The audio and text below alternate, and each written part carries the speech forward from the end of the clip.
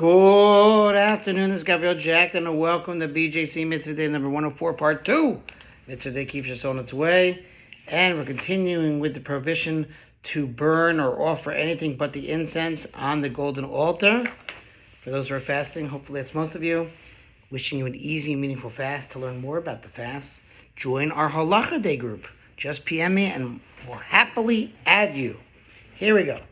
The Chinuch continues by pointing out another limitation to the endeavor of ascertaining reasons for particular details of mitzvahs. And if you should press me to respond with an explanation regarding the details of mitzvahs in any case, I would state according to the plain understanding of the reasons of the Torah as follows. If Kabbalistic wisdom, according to the teachings of our holy sages of Kabbalah, of blessed memory, does not compel us to say otherwise, we may say according to the plain understanding that there is no specific reason for the details of the mitzvahs other than the primary reason for the mitzvah itself.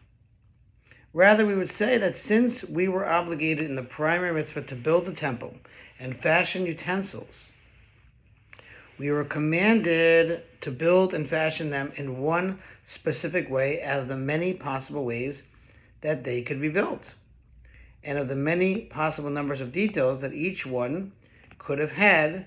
The mitzvahs took the form of one of these numbers, for it is not possible to execute any of these without doing so in one of the possible ways.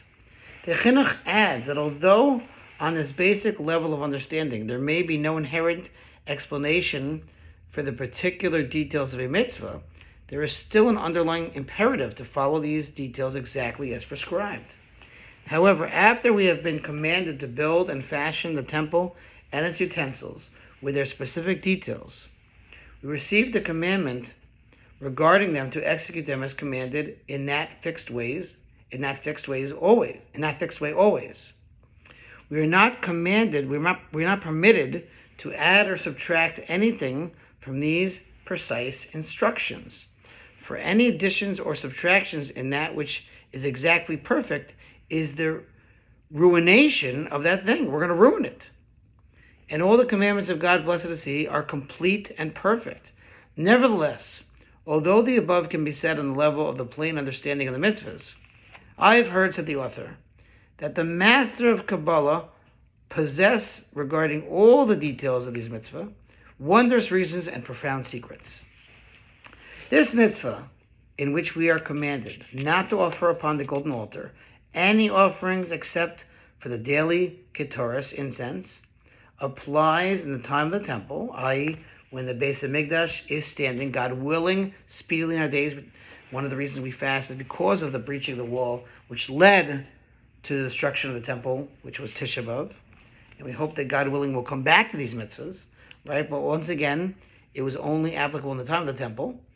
And the mitzvah applies to the Kohanim, who are the ones who perform the avodah in the temple. A Kohen who transgresses this prohibition and brings an offering or sprinkles blood on the golden altar, other than something that is meant to be offered upon it, i.e. the daily incense, the ketoros, and the blood of the Yom Kippur offerings, as we've stated above, incurs the penalty of malchus lashes. Wow. We finished. Thanks for listening to Sponsor Feature Mitzvah 36-100 for the gold. See you tomorrow.